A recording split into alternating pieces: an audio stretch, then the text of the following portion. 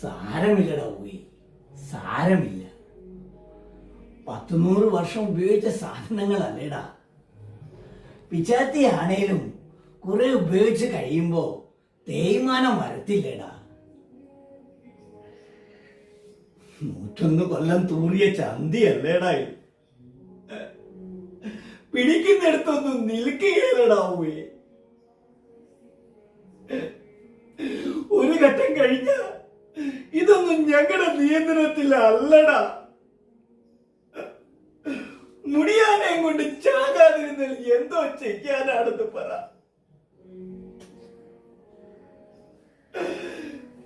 നീരാണോ തന്നെ കടിച്ചങ്ങ് ചാകാൻ? നോക്കുന്നവർക്കൊക്കെ വശം കെട്ട് പോകുമെന്നറിയാം. എന്നാലും അവനവന്റെ മലവും മൂത്രവും ഒക്കെ ഒരു ശീലമായി കഴിയുമ്പോ ഞങ്ങൾക്കതൊന്നും നാളകേലടാ പോയി. മൂത്രമാണേലും ഞങ്ങളുടെ സ്വന്തമല്ലേടാ. എന്തോ ചെയ്യാനാണെന്ന് പറ. തമ്പുരാൻ മേലോട്ടൊന്ന് വിളിക്കണ്ടേ?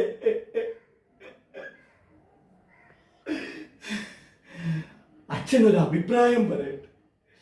പത്തനാപുരത്തൊരു ഗാന്ധിഭവൻ ഉണ്ടെന്ന് പറയുന്നത് കേട്ടു. പ്രായമായവരെയൊക്കെ മാന്യമായി നോക്കുന്നെന്നാ കേട്ടെ. നിങ്ങൾ പോകുന്നതിന് മുമ്പ് അവിടെ ചെന്ന് അന്വേഷിച്ചിട്ട് അച്ഛനെ അവിടെ കൊണ്ട് ചെന്ന് ആക്കു മക്കളെ.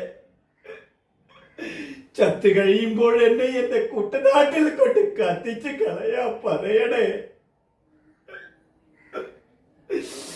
അവിടെ എന്റെ അച്ഛനും അമ്മയും എരിഞ്ഞടങ്ങിയ മണ്ണല്ലേടാ. നിങ്ങളുടെ പെട്ടെന്നുള്ള ഉറങ്ങുന്ന മണ്ണല്ലേടി.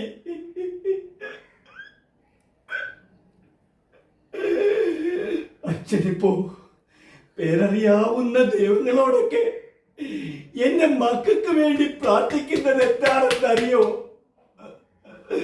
അച്ഛന്റെ ഈ ആയുസ് എന്റെ മക്കൾക്കാർക്കും കൊടുക്കല്ലേ തമ്പുരാനേ.